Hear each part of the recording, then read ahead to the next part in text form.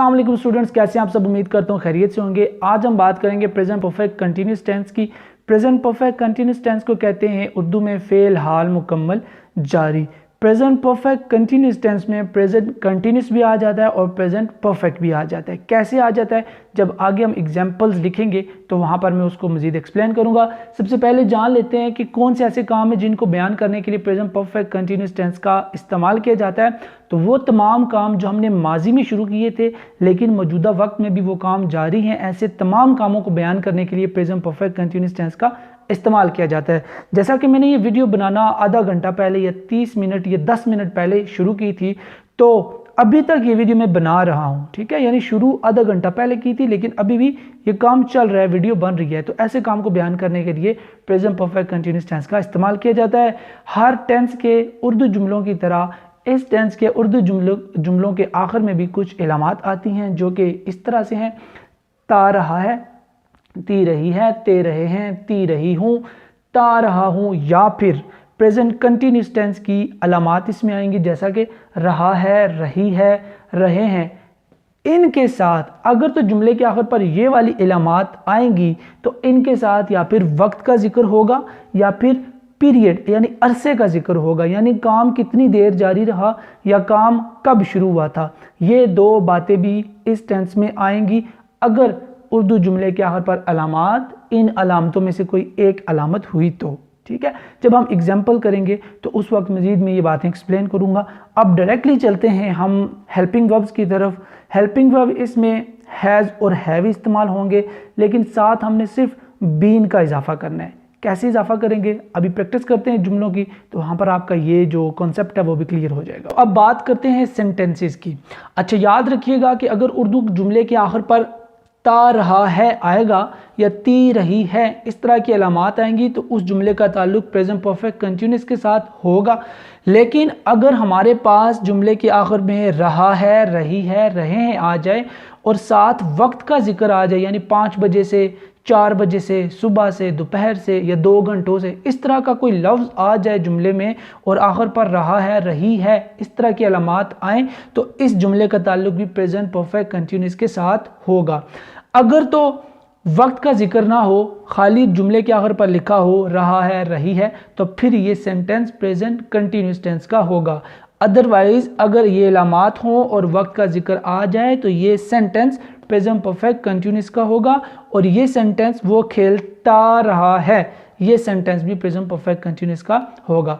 अब हमने इस टेंस में दो इजाफी अल्फाज का इस्तेमाल करना है, एक है सिंस, एक है फार। सिंस और फार। अगर तो हमारे पास जुमले में काम का वक्त बताया जाए, ठीक है, कि काम कितने बजे शुरू हुआ, ठीक है, या कौन से दिन शुरू हुआ, कौन से साल शुरू हुआ, कौन सी तारीख को शुरू हुआ, तो हमने इस्तेमाल करना है सिंस। अदरवाइज अगर हमें यह बताया जा रहा हो कि काम कितनी देर जारी रहा, काम का दौरानिया बताया जा रहा हो, तो हमने फार इस्तेमाल करना है। देखिए जुमला लिखा हुआ है वो खेलता रहा है। चलें अब इसको हम इंग्लिश में कन्वर्ट करते हैं। फार्मूला हमारे पास लिखा हुआ है सब्जेक्ट प्लस हैज़ हैव का इस्तेमाल, यानी हेल्पिंग वर्ब का इस्तेमाल। इसके साथ हमने बीन का इजाफा करना है, वर्ब की पहली फॉर्म के साथ आईएनजी लगाना है और आखिर पे आ जाएगा ऑब्जेक्ट। तो चलिए इस जुमले को अब हम इंग्लिश में कन्वर्ट करते हैं। याद रखिएगा एक बार फिर से, ही, शी, इट या सिंगुलर नाउन के साथ आएगा has been, I, we, they, you या फिर प्लूरल नाउन्स के साथ आएगा हैव बीन, ठीक है। तो मैंने आपकी आसानी के लिए सब्जेक्ट हमेशा एक ही रखा है वो, ठीक है, यानी ही, शी, इट थर्ड पर्सन में से एक सब्जेक्ट मैंने चूज़ किया है ताकि हेल्पिंग वर्ब का इस्तेमाल आपको अच्छे तरीके से आ जाए। सबसे पहले हमारे पास सब्जेक्ट आएगा, सब्जेक्ट हमारे पास वो होता है ही। उसके बाद हेल्पिंग वर्ब क्या आएगा जी हमारे पास, ही के साथ हैज़ आएगा या फिर हैव आएगा, हैज़ आएगा डेफिनेटली, ही हैज़। उसके साथ हमने इजाफा करना है बीन का, ही हैज़ बीन। खेलने की इंग्लिश क्या होती है, प्ले, फर्स्ट फॉर्म प्ले है, ही हैज़ बीन प्ले। साथ हमने आईएनजी का इजाफा करना है, इंग, प्लेइंग। अच्छा, क्या खेलता रहा है, ऑब्जेक्ट है हमारे पास नहीं है, इसलिए हम यहाँ पर ऑब्जेक्ट नहीं लिखेंगे। वो खेलता रहा है, हमें पता ही नहीं है क्या खेलता रहा है। अगर तो पता होता तो फिर हम उसको एज अ सब ऑब्जेक्ट यहाँ पर लिख देते, लेकिन चूंकि ऑब्जेक्ट है नहीं तो इसलिए हम इसको यहाँ पर ही छोड़ देंगे, ठीक है। He has been playing. एक तो हो गया ये। अब देखें जुमला लिखा हुआ वो 5 बजे से, अब लिखा हुआ है वो 5 बजे से खेल रहा है, वो 5 बजे से खेल रहा है। अब ता रहा है आखिर पर नहीं आया, रहा है आया हुआ है और साथ वक्त का जिक्र किया गया है। ठीक है, तो अब हमने इस जुमले में सिंस और फार का इस्तेमाल करना है। इस जुमले में सिंस और फार का इस्तेमाल नहीं करना क्योंकि यहाँ पर वक्त का जिक्र नहीं आया। इस जुमले में हमने सिंस और फार का इस्तेमाल करना है। देखेंगे कि दोनों में से कौन सा वर्ड आएगा। अच्छा, सबसे पहले सब्जेक्ट आ जाएगा ही, उसके बाद हेल्पिंग वर्ब उसी तरह हैज़, उसके बाद बीन, उसके बाद वर्ब की फर्स्ट फॉर्म के साथ ing, he has been playing.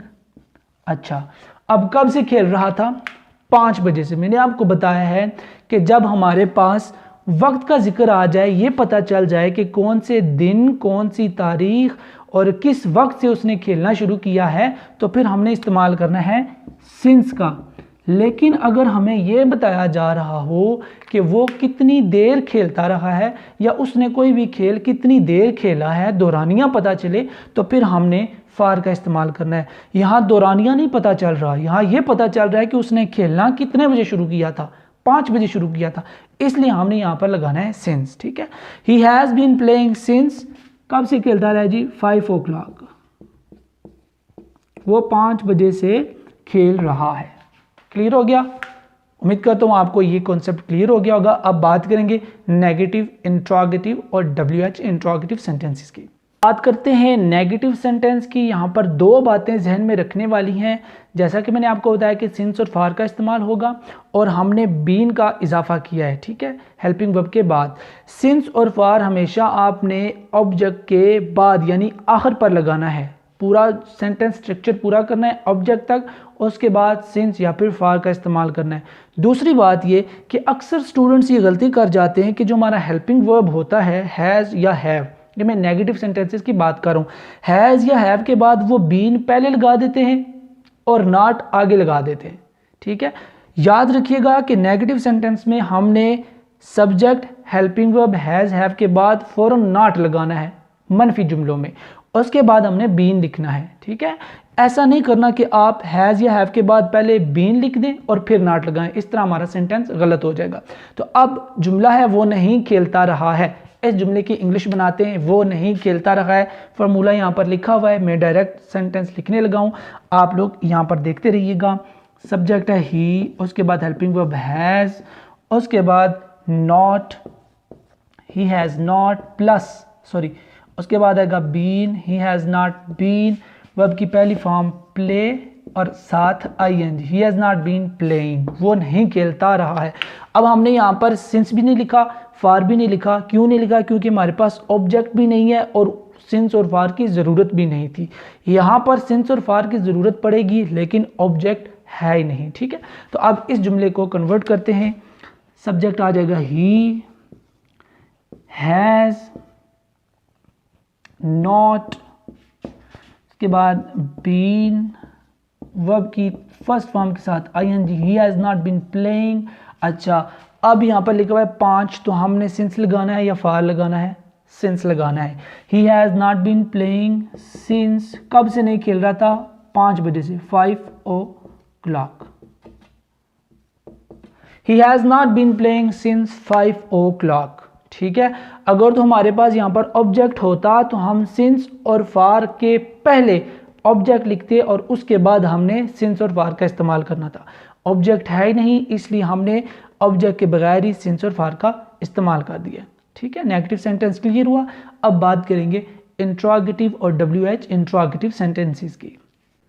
तो अब हमारे पास मौजूद है इंट्रोगेटिव सेंटेंस और WH interrogative sentence.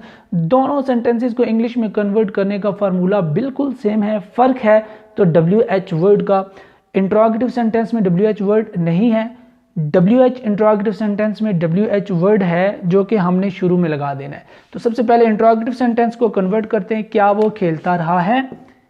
Has he been playing. ठीक है, मुकम्मल हो गया। अच्छा, दूसरा जुमला है वो क्यों खेलता रहा है। क्यों WH वर्ड है ये हमारे पास, वाई, इसकी इंग्लिश होगी वाई, वाई, बाकी फार्मूला उसी तरह हैज़, सब्जेक्ट ही, उसके बाद बीन, और उसके बाद वर्ब की पहली फॉर्म के साथ आईएनजी प्लेइंग। ऑब्जेक्ट है नहीं इसलिए हम यहाँ पर ऑब्जेक्ट नहीं लिखेंगे। तो इस तरह से हमारा प्रेजेंट परफेक्ट कंटिन्यूस टेंस भी मुकम्मल हुआ। अगर आपको इस टेंस और इस टेंस से रिलेटेड सेंटेंसेस के हवाले से कोई परेशानी है तो आप कमेंट बॉक्स में उसका इजहार ज़रूर कीजिए। मेरे चैनल को सब्सक्राइब कीजिए और अगली वीडियो तक के लिए दीजिए इजाज़त। अल्लाह नेगेबान।